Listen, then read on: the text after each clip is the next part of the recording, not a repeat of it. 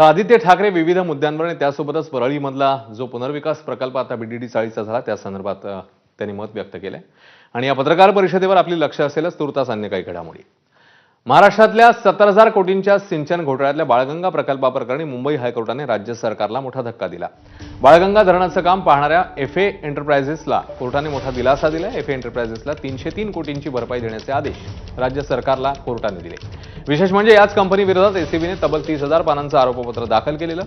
फुगवलेले दर आणि बोगस दावे केल्याचा आरोप एसीबीने चार्जशीटमध्ये केलेला। यात कंत्राटदार कंपनी आणि सरकारी अधिकाऱ्यांनी मिळून कोट्यवधींचा घोटाळा केल्याचं चार्जशीटमध्ये म्हटलं। तर बाळगंगा धरणाचं अपूर्ण राहिलेलं काम आता ही कंपनी करणार नाहीये, कारण 2016 मध्येच कॉन्ट्रॅक्ट रद्द करण्यात आलेलं। निसार खत्री आणि त्यांचे भाऊ मुख्तार खत्री यांच्या मालकीची ही कंपनी आहे। या सगळ्या संदर्भात उपमुख्यमंत्री अजित पवार काय म्हणतात बघूया।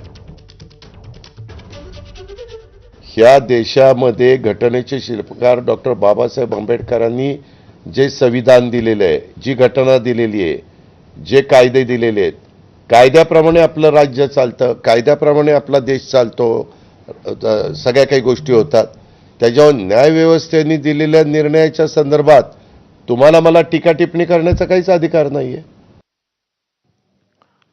मतदार यादीतल्या घोळावरनं काँग्रेस नेत्यांनी महसूल मंत्री चंद्रशेखर बावनकुळे आणि त्यांच्या कुटुंबियांना लक्ष्य केलंय। चंद्रशेखर